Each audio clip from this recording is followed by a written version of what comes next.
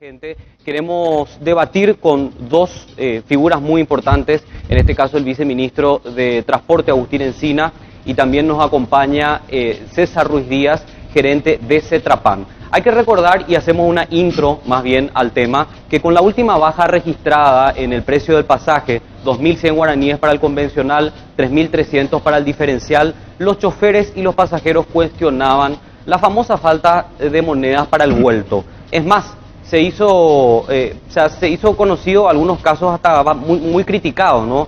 Como el chofer que entregó caramelos de menta como vuelto ante la falta de monedas, o el famoso redondeo a favor de las empresas de transporte. Y también se cuestiona muchísimo el nivel de concentración de los choferes, porque además de manejar la unidad, tiene que estar cobrando, dando vueltos. Los otros casos ya también los conocemos, ¿no? Evasión en la recaudación, cuántos ómnibus operativos hay en realidad en el sistema, y también ayudar a sacar la circulación a aquellas unidades que trabajan de manera ilegal actualmente en nuestro país. La lentitud en el arribo de los pasajeros también es un problema real que enfrentamos en el servicio de transporte público, y también el famoso nivel aproximado de pasajeros que diariamente utilizan el transporte público de pasajeros. Bueno, todas estas cuestiones que lo comentamos así de pasada podrán ser atendidas con la entrada en vigencia del nuevo sistema que propone el gobierno. Estamos hablando del billetaje electrónico, un sistema harto conocido en todo el mundo, que recién está llegando a nuestro país, y en ese sentido el MOPC y representantes de Cetrapan firmaron este jueves el contrato con la empresa Pronet S.A. para iniciar el proceso de implementación. Me estaba contando César Ruiz Díaz antes de iniciar el programa que Cetrapan y Pronet firman un contrato por 15 años, tiempo en el cual la firma va a manejar todo el sistema operativo del billetaje electrónico. El gobierno señala, obviamente, que esto es un gran avance hacia la consolidación del plan de modernización del sistema de transporte público de pasajeros, y aquí lo importante también, Jorge, audiencia, porque si los costos operativos, ese cálculo que hace el empresario de transporte y que también lo convalida el gobierno, sugiere que, primero que se mantenga el precio del pasaje con estos detalles técnicos a través del billetaje, incluso podría ir para abajo a beneficio del usuario, porque los datos van a estar científicamente comprobados. Lo cierto es que el gobierno espera que para mediados de este año, estamos hablando mes de julio aproximadamente, los buses que circulen por la avenida Mariscal López serían los primeros en tener instalado este sistema. Hablamos de buses diferenciados. ¿Por qué buses diferenciados? Y ya lo van a explicar también en la mesa. Bueno, porque estos buses ya vienen preparados con respecto al cableado. 200 buses aproximadamente de manera preliminar estaban compartiendo desde el gobierno.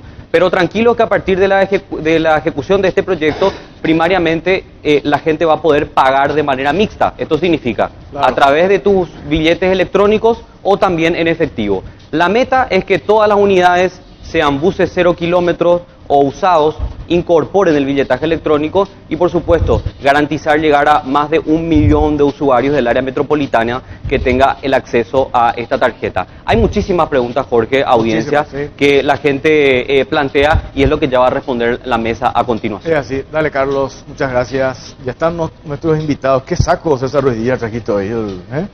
Impresionante. Vos sabés que hay 3 personas nomás que yo conozco con ese valor de ser modelos para vestirse. Jorge, aquí presente, que tiene unos zapatitos rojos estupendos. ¿Cómo me mira, Agustín? El presidente de SAP, que tiene un saco igual al tuyo. Ah, cierto. ¿Qué tal, César? ¿Cómo te va? Muy bien, placer. A mí me gusta el saco, ¿eh? No, a mí también. Le dije la vez pasada lo mismo al presidente de SAP, ¿verdad? O sea, a propósito, ya que me olvidé, no mencioné que la camisa que tengo y el pantalón que tengo son de Fideli, Legión Civil Extranjera, esquina Las Perlas. Muchísimas gracias a la gente de Fideli por vestirme cada domingo. Ahí, señor.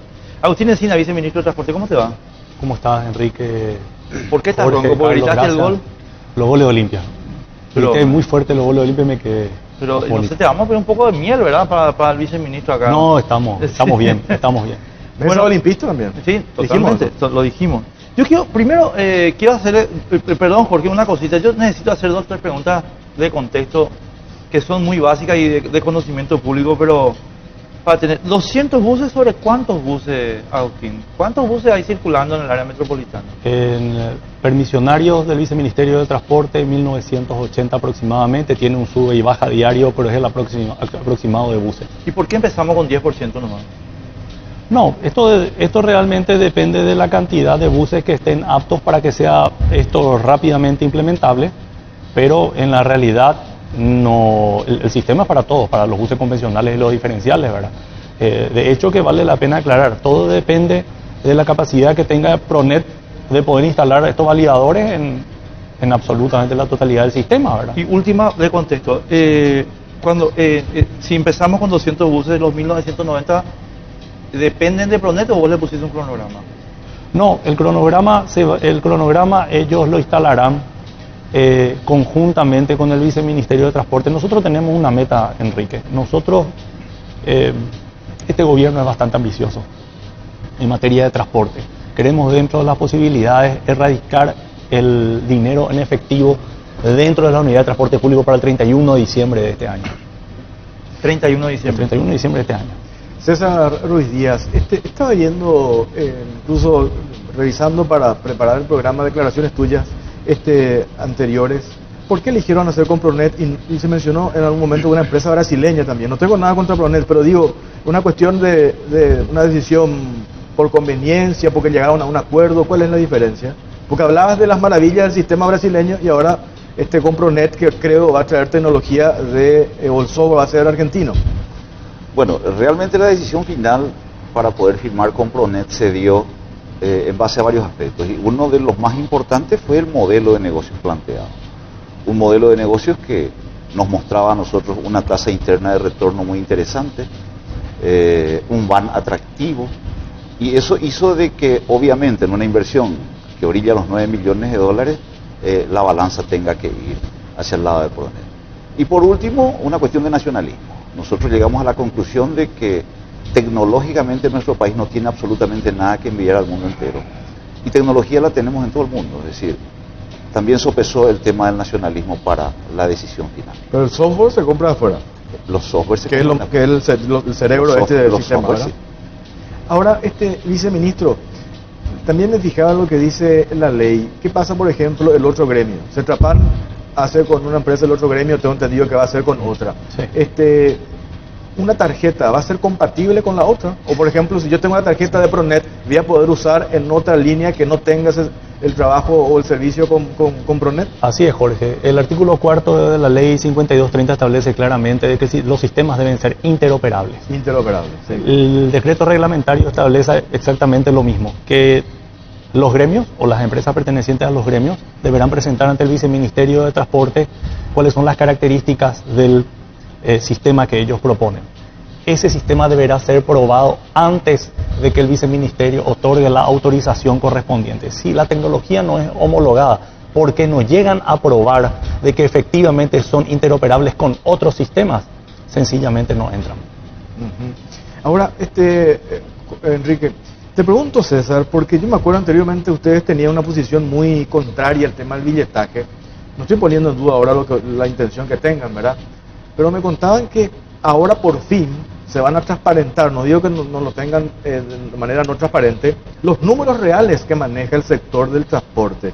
Entonces yo digo, ¿hasta qué punto realmente ustedes están dispuestos a hacer esto y a someter y que el Viceministerio, que el Ministerio de Obras Públicas y Comunicaciones también tenga acceso a esos números? ¿Hay una decisión que ustedes dijeron, a partir de ahora transparentamos todo?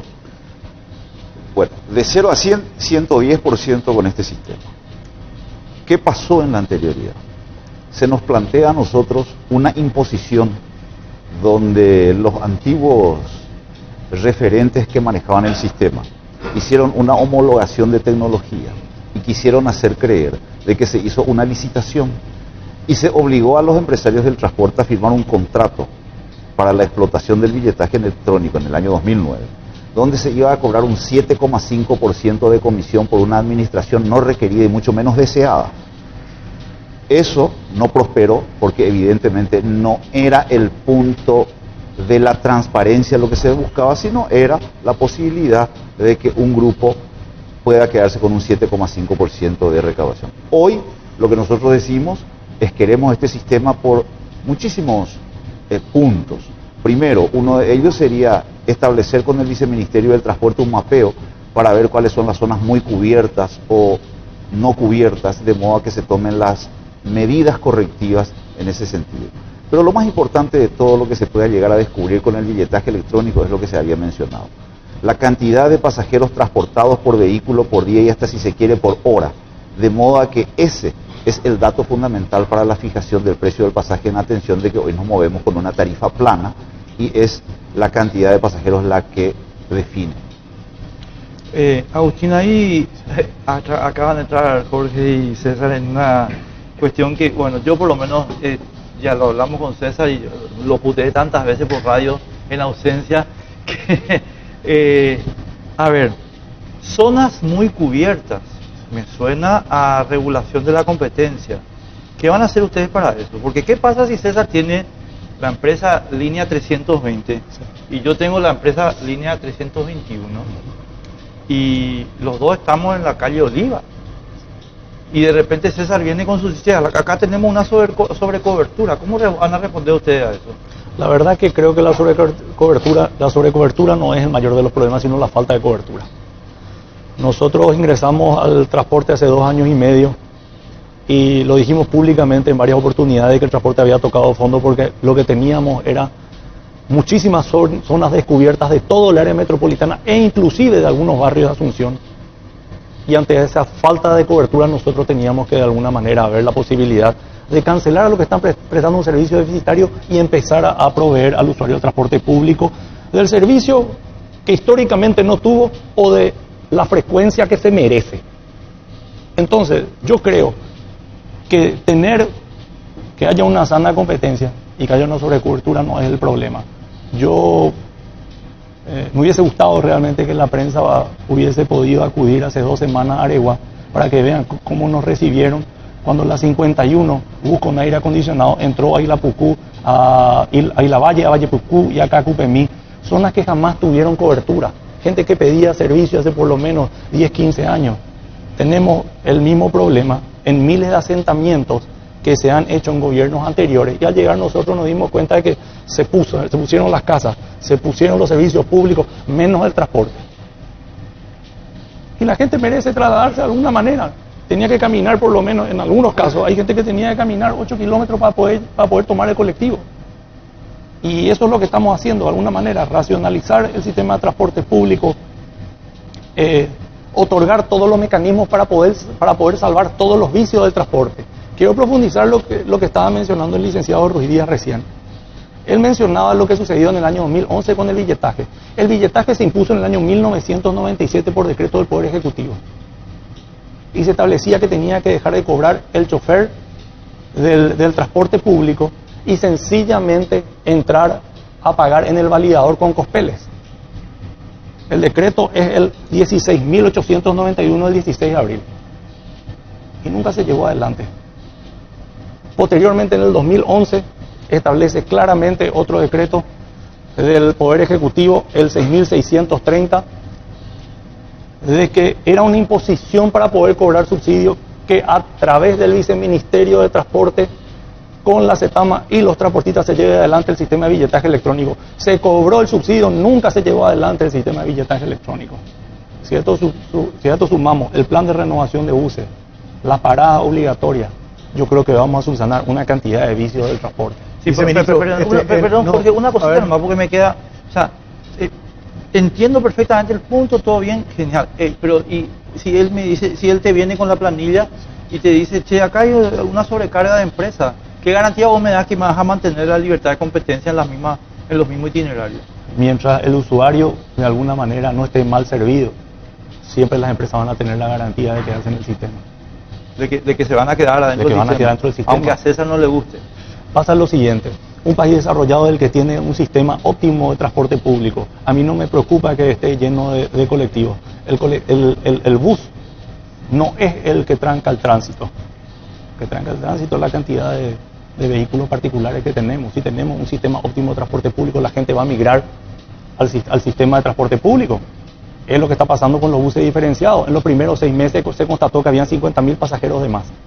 el sistema diferenciado. Por supuesto, la gente también critica de que los buses van llenos y dicen, la pucha, finalmente tampoco vamos cómodos, pero es una transformación del sistema con un porcentaje establecido por decreto del Poder Ejecutivo que establece que los empresarios deben cambiar sus buses a razón del 10% por año, lo que nos lleva a tener una antigüedad máxima de 10 años en solamente 3 o 4 años. O sea, en 3 o 4 años más, nosotros vamos a tener el 100% del parque con menos de 10 años de antigüedad con aire acondicionado. Esperar un ratito, viceministro, porque estamos en línea con el ministro del Interior, Francisco de Vargas. Ministro, ¿cómo le va? Buenas noches.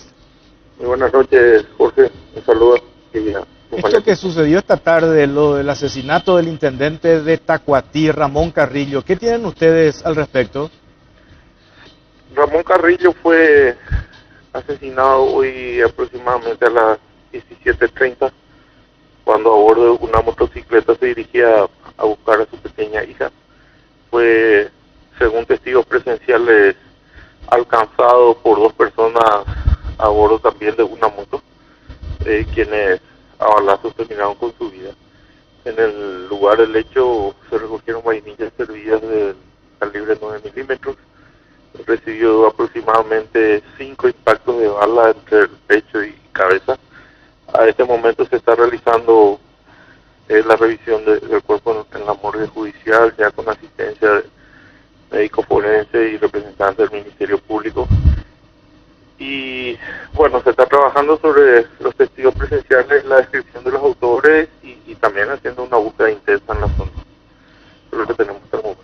Ahora, Enrique te saluda, Francisco. Simplemente quería... Buenas noches, Enrique. ¿Qué tal? ¿Cómo te va? Entender un poquito el marco de situación que ustedes están estudiando. No estábamos hablando antes de empezar que lastimosamente Tacuatí ya tiene un antecedente tremendo con Lindström y compañía, zona EPP, pero también zona narcotráfico. ¿Cuál es la hipótesis de análisis del asesinato? Bueno, mira, Enrique, y quiero que me escuches al pie de la letra, por favor, porque de repente luego se ponen o se tuitean. Nada se descarta inicialmente, sobre todo cuando estamos a primeras horas, digamos, del hecho punible grave ocurrido, ¿verdad? Una de las hipótesis y que puede ir cobrando más fuerza tiene que ver con... acá estamos obviamente ante un crimen de sicariato, ¿verdad? Una muerte por encargo, que tendría un trasfondo político. ¿Qué trasfondo político, ministro? Y tiene que ver con el manejo electoral de elecciones pasadas. Ahí entra también la titularidad del Ejecutivo Municipal y quién está en la línea de sucesión, pero eso es nada más que una hipótesis hasta este momento. Quiero ser bien claro en ese sentido. ¿Y esto ustedes lo sostienen a partir de qué elementos, ministro? ¿De esos antecedentes de posturas encontradas de dirigentes en la zona en relación a la titularidad del Ejecutivo Comunal? Y sí, esa es una de las hipótesis. Puede haber otras que en este momento inclusive no las conozcamos ahora, pero con el correr de las horas se van a ir descartando. Y bueno, y luego iremos llegando a la autoría material y, si Dios quiere, la intelectual. Francisco, mira, una cuestión que a mí o sea, yo te diría que a mí me parece plausible la hipótesis que ustedes están utilizando por lo menos como primer análisis, pero si esto es así, estamos en una situación de degradación entre comillas, voy a decir esto del debate público en el propio Partido Colorado. O sea, perdóname, pero ¿cómo puede ser que resuelvan estas cuestiones a balazos? Digo, si el trasfondo es político, estamos en un grave problema. Estamos trabajando sobre una hipótesis. Hago y aclaro esto varias veces, Enrique, porque luego van a salir a decir el Ministerio del Interior dijo que esto fue un crimen por encargo o trasfondo político, como si uno estuviera ya asegurando o aseverando esto, ¿verdad?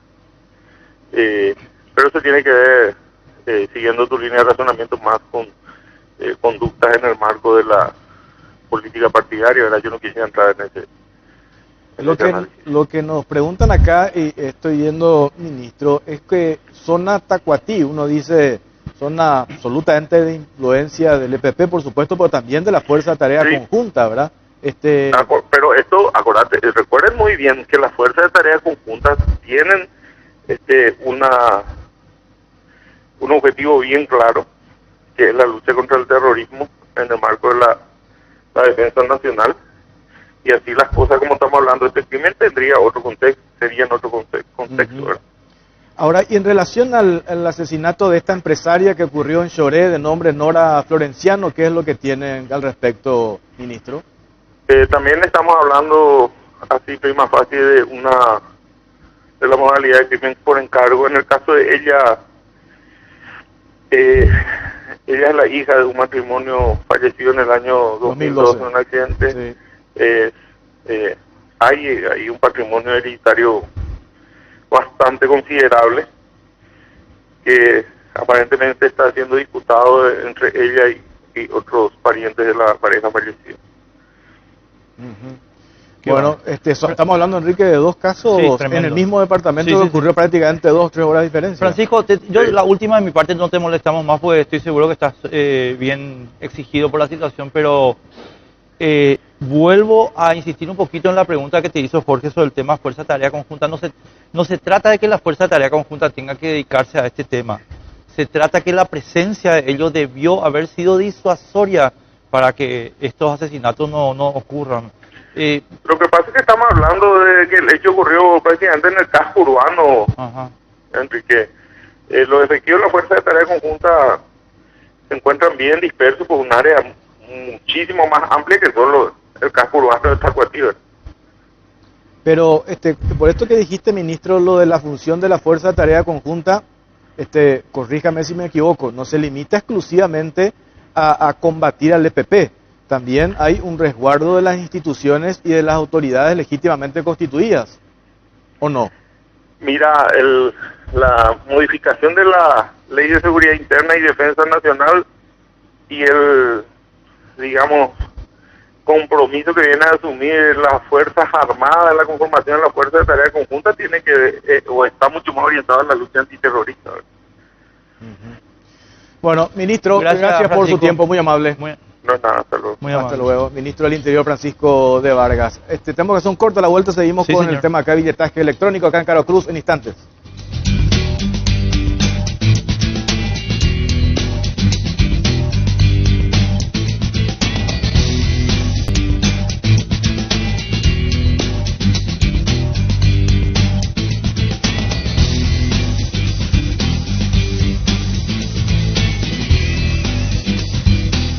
Y 1:38, seguimos en Caro Cruz. Enrique, déjame preguntarle al viceministro, porque hace rato enumeraste desde hace cuánto tiempo esto ya se debió implementar. ¿Qué cambió ahora? ¿Por qué los empresarios ahora de la noche a la mañana? Yo digo, cuando la limosna es grande hasta el santo desconfía. ¿Por qué hoy ellos vamos a acompañar? ¿Es porque no se dieron a la presión ustedes desde el gobierno o qué pasó? Porque ahora me pasan, por ejemplo, el dato, me dicen lo siguiente.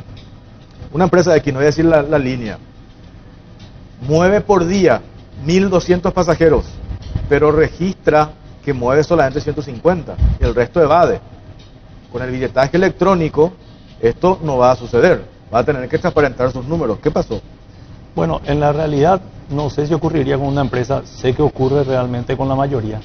Desde el momento que ellos tributaban a través de una renta presunta, efectivamente se podría presumir de que habría evasión y de que ellos tienen una cantidad mucho mayor de pasajeros, pero en la realidad tributaban lo que querían. Claro. Esto es transparencia total. Yo creo que los gobiernos anteriores no tuvieron o la fuerza correspondiente o el tacto suficiente como para poder demostrar su seriedad y constreñir a las empresas de transporte a finalmente cerrar el sistema de billetaje electrónico. Nosotros hemos demostrado a la ciudadanía de que en momentos de crisis sabemos ponernos duros y sabemos dialogar. Creo que el sector transporte, ustedes recordarán, antes del proceso de renovación de buses, habían encuestas hechas por los mismos empresarios que decían que no iba a resultar el plan de renovación de buses. Los mismos empresarios han salido a a manifestar su oposición al sistema y hemos demostrado como gobierno ser lo suficientemente serios como para llevar adelante un plan de renovación de buses que es exitoso. Hemos tenido también la suficiente fuerza para cancelar a los actores que hayan hecho mal los deberes en su momento, ya sean del Partido Colorado o no, ¿verdad? Porque sabemos que el sector empresarial del transporte tiene a varios políticos como empresarios. Finalmente dijimos que íbamos a cancelar a los que no prestaban un buen servicio o no renovaban. Hemos cancelado a una serie de empresas, tenemos casi 8 empresas canceladas en los últimos 4 meses. Y esa seriedad es la que han tomado los empresarios de transporte finalmente para poder sumarse, no solamente al plan de renovación de buses que estuvo postergado durante 20 años, sino también a este plan, a este billetaje electrónico que hace 19 años se arregló por primera vez por decreto del Poder Ejecutivo. Y en el tema de Metrobús estamos igual. Luego de 8 años han pasado 3, 4 gobiernos y finalmente somos nosotros los que en 60 días empezaremos la obra. Ahora, César, esto que te voy a preguntar ya lo hablamos en radio y con Agustín también, pero quiero volver a plantearlo para la gente que está viendo esta noche Carao Cruz y que tal vez no haya escuchado estas conversaciones. Acá hay una situación que te explicó un poquito, o sea, que explicó un poquito Jorge hablando contigo, diciendo, bueno, mire señor, ustedes venían de una situación donde la oscuridad sobre los ingresos era la norma durante muchos años, ¿verdad? Ahora se viene con el billetaje electrónico, pero hay una diferencia entre ustedes, Cetrapan y Ucetrama, y aparentemente hay una guerra. Agustín me dijo la vez pasada un término que a mí me gustó mucho, una guerra sucia para ver quién controla el software del tema. Yo lo que quiero que vos nos expliques un poquito es qué incentivo tendrían ustedes para dejar de ganar lo que ahora están ganando con el billetaje electrónico, y si lo que están ganando ahora no justificaría hacer fracasar el sistema. Te lo pinto diferente. Hoy lo que el sector necesita es liquidez necesaria para poder seguir haciendo el ejercicio de la reinversión en la compra de los buses con aire acondicionado, que van a razón de 10%. Este sistema del billetaje electrónico va a permitir transparentar los ingresos del sector empresarial, que hoy tiene calculado un 30% de fuga, y ese 30% es el dinero necesario que necesitan los empresarios del transporte a efectos de hacer el ejercicio de la reinversión. Y acá no hay una puja por el manejo del software. ¿Por qué? Porque no hay un monopolio en el tema del billetaje electrónico. Acá puede Cetrapan firmar con Pronet, Ucetrama puede hacerlo con otra sociedad, con otra firma, siempre y cuando este sistema electrónico esté en interoperabilidad. Sí, es lo que esa es la gran ventaja y el gran secreto. Pueden existir 1000 colores de tarjetas, empresas diferentes, pero sí Cetrapan tiene hoy un posicionamiento muy importante por encima de Ucetrama, porque estamos hablando del 95% de las empresas del transporte legales para la explotación del servicio en Asunción y área metropolitana. Y en Ucetrama están 4 empresas. Pero no implica de que eso se genere una guerra. Pero al no final va a ser una hacer... cuestión de competencia sana, si se quiere. Ni siquiera, o sea, no va a ser el empresario del transporte público el que maneje el software. Va a ser la empresa Pronet, y tiene por decreto del Poder Ejecutivo la obligación de transmitir un sistema espejo al gobierno, para que las autoridades del gobierno tengan el control absoluto de la situación. El temor una cosita nomás, porque sobre el punto. O sea, y eso mismo es para la gente de Ucetrama también, o sea, por supuesto, que va a tener que tener un sistema espejo. Y para el tren de cercanías, para el Metrobús y para el sistema de ferry que se está gestando. O sea, para todo el esquema de transporte. Para todo el esquema de transporte en todas sus modalidades. Lo que preguntaba Enrique, y que yo también, porque ese es nuestro trabajo, dudar, no dudar, pero por mala intención, sino para desmenuzar esto. Porque a mí me pasaban también el dato, ¿qué pasa si ustedes a propósito hacen, por ejemplo, que justo trabajan con una empresa y argumentan de que el software no funcionó y al final cae este sistema y instalamos de que había sido el billetaje electrónico no funciona? Porque al final no solamente en esa pérdida del 30% yo creo que está la diferencia de ustedes, que me dijiste también el otro día en la radio que con eso van a financiar los 8 millones de dólares que implica la inversión. Sino está en lo otro de la transparencia de la cantidad de pasajeros que mueve el sector transporte, que es otro aspecto también. Entonces, por eso más yo digo, si bien vos decís, César, esto va a transparentar los números, nos conviene, convengamos, cuántos años este sector al que vos perteneces, el transporte, no ha sido transparente en la exposición de esos números. Por eso yo tengo el derecho de dudar, ¿por qué ahora? ¿Qué cambió? Porque hay una fuerza de ley. Mira, no es que el sector no haya sido transparente en el manejo de sus números en términos de cantidad de pasajeros transportados. Nunca existió un sistema tecnológico que permita hacer el conteo efectivo y saber a ciencia cierta cuántos pasajeros por vehículo y por día se transportan.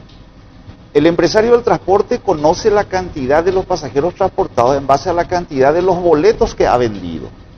Pero ¿cuántos son los boletos que no han cobrado? Ese es un dinero que no ingresa a las arcas de las empresas y que hoy se va a poder saber con el billetaje electrónico.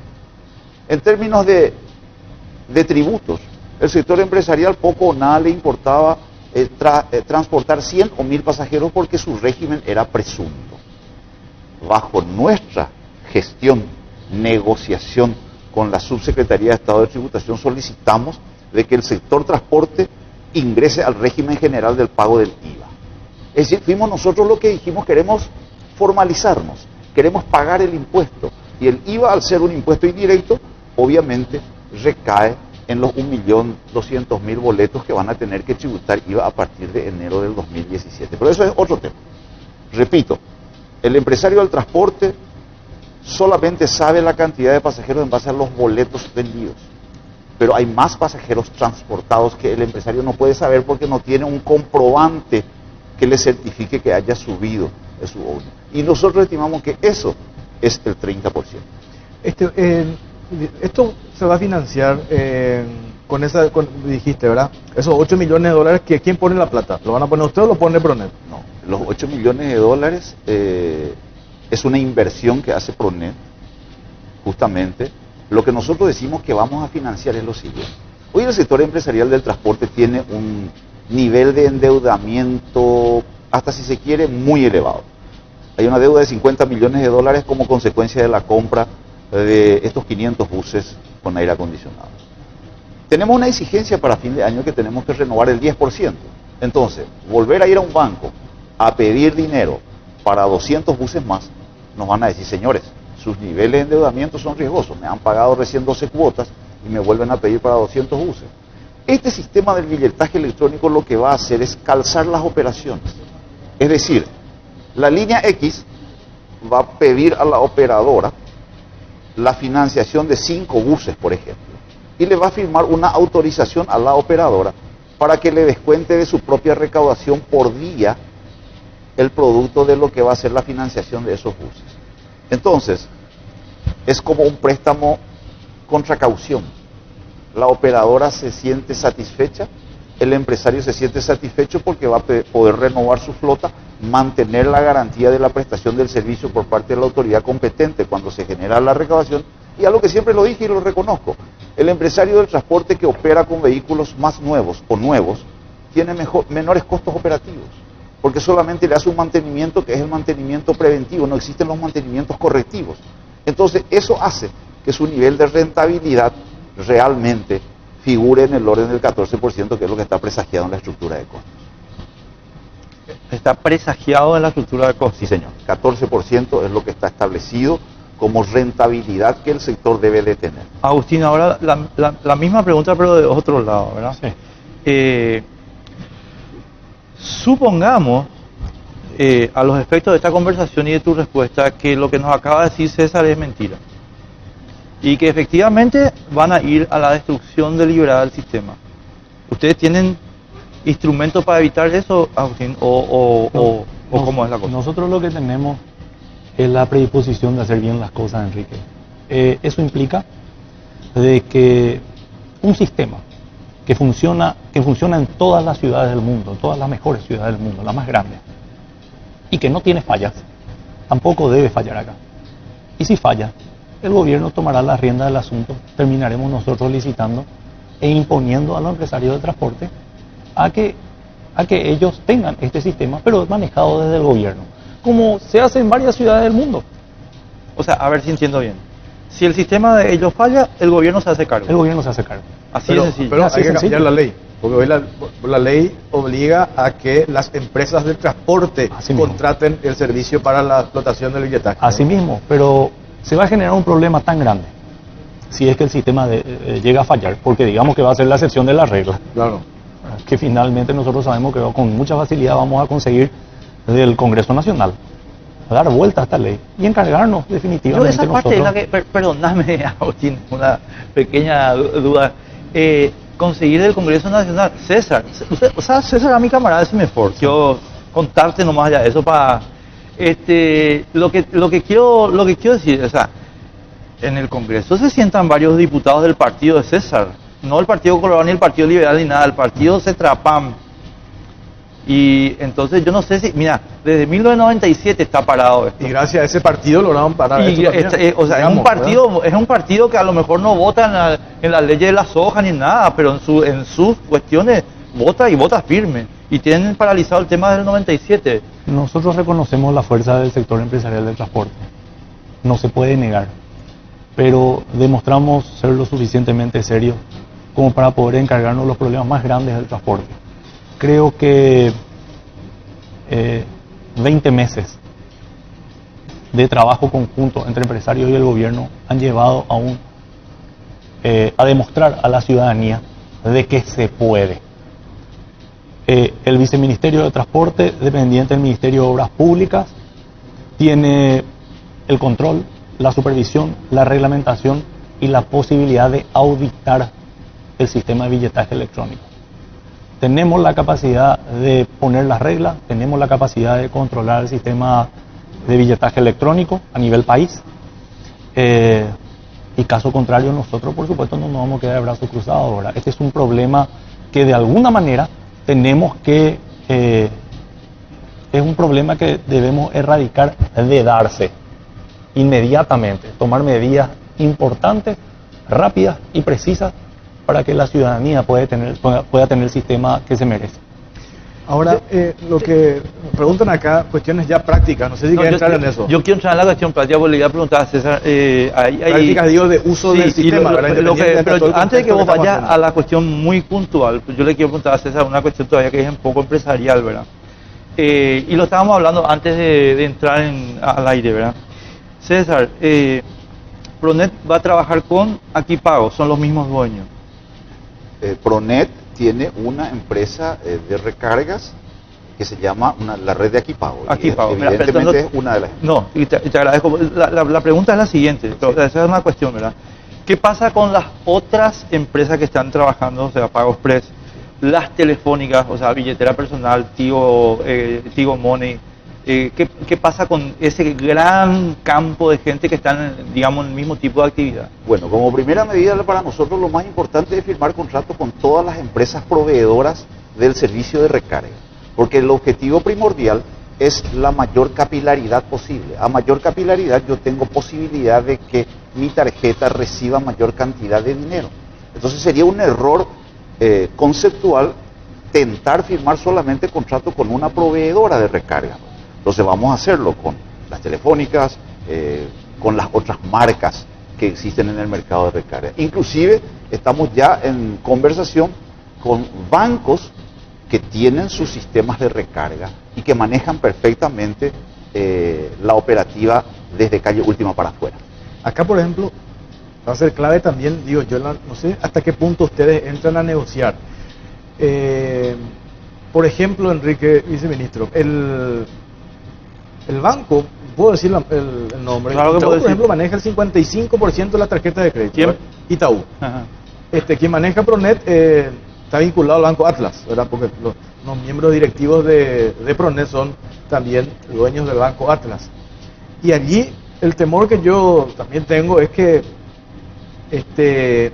Itaú, este banco, por la fuerza que tiene, quieran imponer, o no sé si imponer, pero conducir con qué empresas se trabaja. Por eso que vos hablabas de la guerra, no sé si sucia. No, por eso me dijo Agustín, claro, o sea, yo tomo su definición porque me parece muy consistente. Pero hay mucho interés acá, ¿verdad? Claro, convengamos que allí yo sé, se sabe que hay pero que yo, una presión y no sé si una guerra, pero de empresas que quieren manejar este sistema. ¿Y por qué se abre el interrogante acá con el tema de Pronet?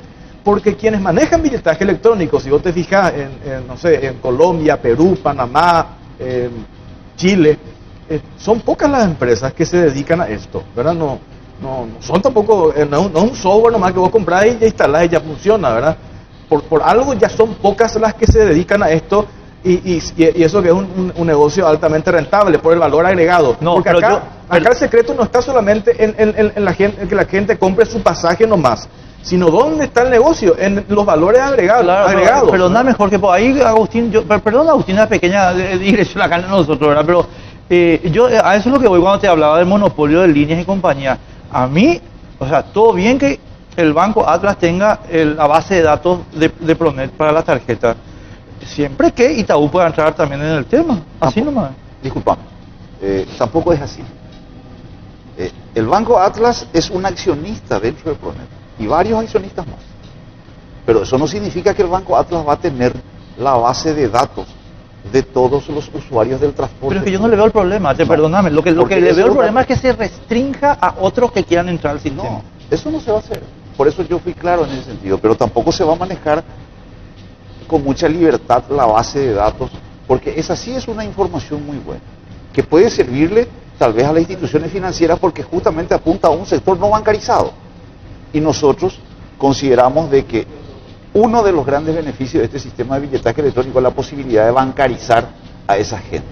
¿Qué pasaría de 1.200.000 tarjetas colocadas? Se haga un análisis financiero de la misma y 200.000 personas reúnan las condiciones para que se les acredite en esa tarjeta $50 como crédito, como motivación. Imagínense la dinamización económica que podría tener un simple sistema de billetaje electrónico.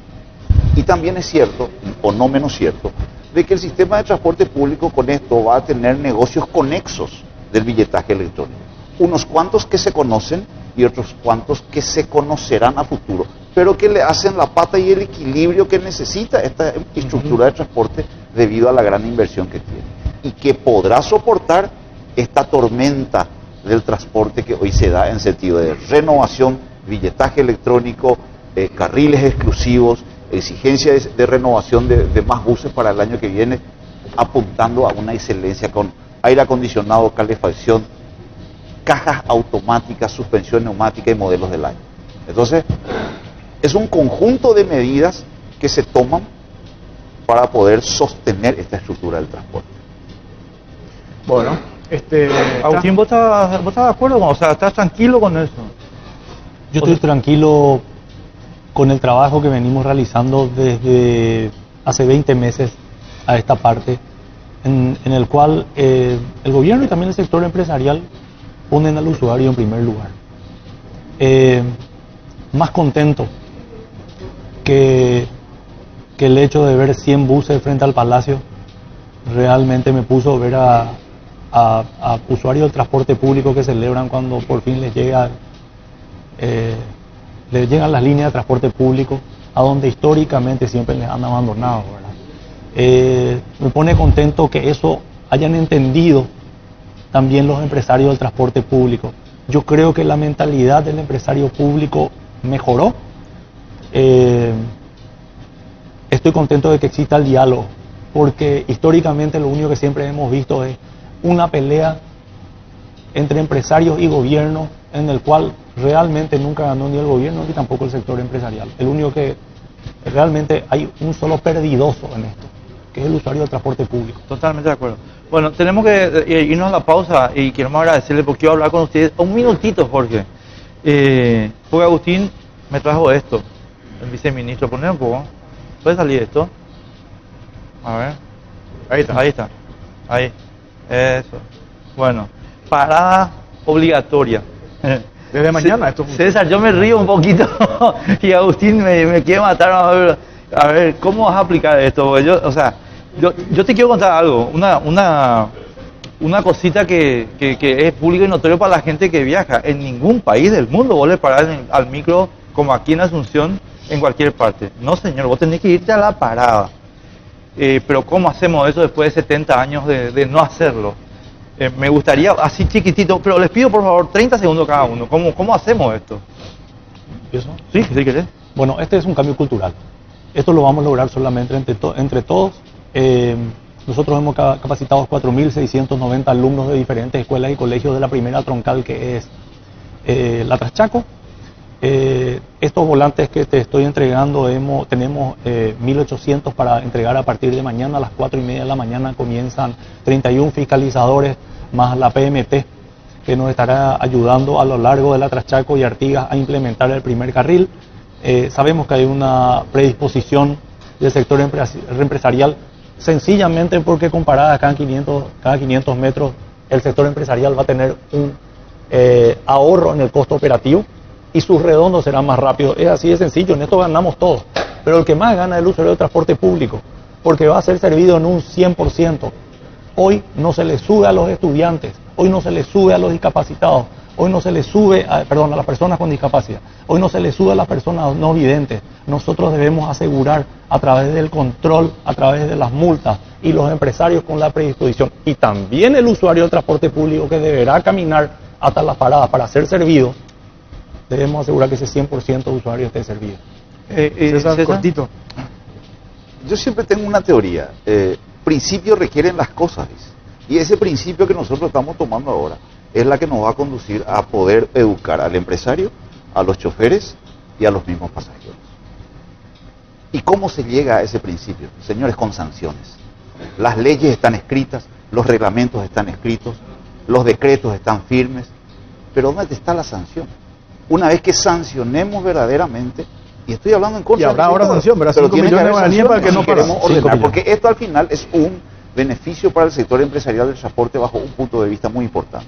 El aumento de la velocidad promedio que se va a generar y que hoy está en menos de 10 kilómetros por hora, a mí me va a permitir hacer más vueltas, porque el objetivo final de todo esto es que la gente deje sus automóviles y viaje en transporte público, siempre y cuando este sea un servicio digno como el que hoy se está prestando. César Ruiz Díaz, muchas gracias. Viceministro, gracias por su Muchas tiempo. gracias a ustedes por la invitación. Hay que lavar los vehículos. ¿Hay que qué? César, hay que lavar los vehículos. Y hay que arreglar las calles. No, está bien, pero hay que lavar los vehículos. Bueno, nos vamos de este bloque, Sí, porque nos vamos todavía de hay este más. bloque. Todavía hay más. A la vuelta de la pausa, tema impuesto a la soja acá en Caracruz. Ya venimos.